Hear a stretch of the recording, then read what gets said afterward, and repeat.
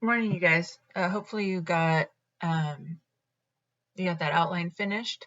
Like I said in the last video, I'm not sure if I wrote it somewhere. Um, After I think we'll do 3 of these packets, and then you'll choose the one essay that you want to write. So if you enjoyed the content and thought that was an interesting idea um, about the critique around Zora Neale Hurston, then maybe you'll write an essay about that one, but not yet. Now we're going to get into an article about immigration and basically, the American dream. A lot of immigrants come to the United States to have a better life than they could have in their home country. And is it really worth it for them? Like when they get here, do they find the opportunities that they've been told about, or do they end up in a similar or worse situation than they had been in their home countries? Let's not talk about my hair, okay? Still no haircuts. I don't have a brush because my hair's never this long. So I don't want to hear about it.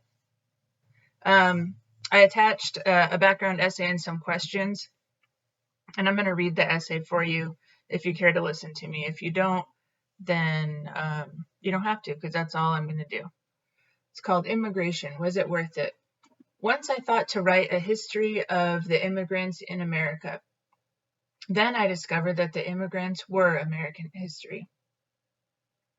So begins Oscar Handlin's Pulitzer Prize-winning history, The Uprooted. Indeed, immigrants and their descendants make up the vast majority of Americans, with the very notable exception of Native Americans who first occupied this soil, and African slaves who were brought to America in chains. And all others in America have come to this country via immigration. Immigrants did not come at the same time, of course, nor did they come from the same place. Immigrants arrived between 1607 in Jamestown into the 19th century, came mostly from Northern and Western Europe, including England, France, and the Netherlands. Between 1820 and 1870, there was a shift. During these years, several million Irish and Germans moved to the United States. A third major wave took place between 1870 and the early 1920s. During this period, most immigrants, Italians, Poles, Greeks, and Jews, were from Russia and elsewhere, came from Eastern and Southern Europe. In the 19th and early 20th century, more than 30 million Europeans emigrated to America. Why did these immigrants come? The answer is twofold. That means there's 2 different reasons. They were pushed by bad conditions in Europe. They were pulled by the hope of a better life in America. The pushes were many. A terrible potato famine in Ireland drove millions of Irish across the Atlantic. Political unrest caused many Germans to seek refuge in America. Jews throughout Europe were escaping anti-Semitism. Poverty was a prod for several million immigrants in southern Italy and Greece.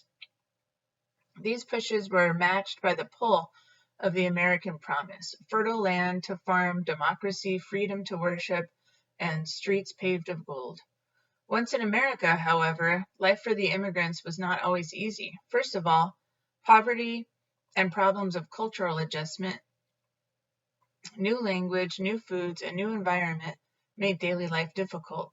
In addition, immigrants faced considerable prejudice. For example, although the Irish helped to build canals and subways on the East Coast, they had trouble finding other jobs, and often saw signs reading, "No Irish need apply." After helping build the Western railroads, Chinese immigrants endured vicious discrimination in California. This discrimination would soon reach the level of national law. The National Origins Act of 1921 to 1924 severely limited the number of immigrants from Eastern Europe, Southern Europe, and Asia. True Americans felt something had to be done about those hard-drinking Greeks and Russians and those unwashed Italians and Chinese.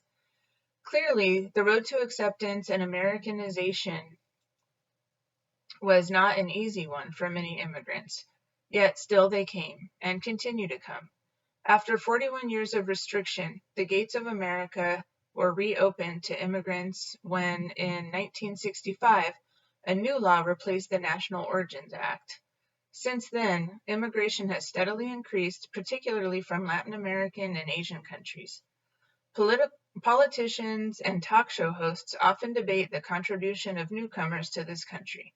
However, our question is not whether immigrants have been good for America, but whether America has been good for immigrants.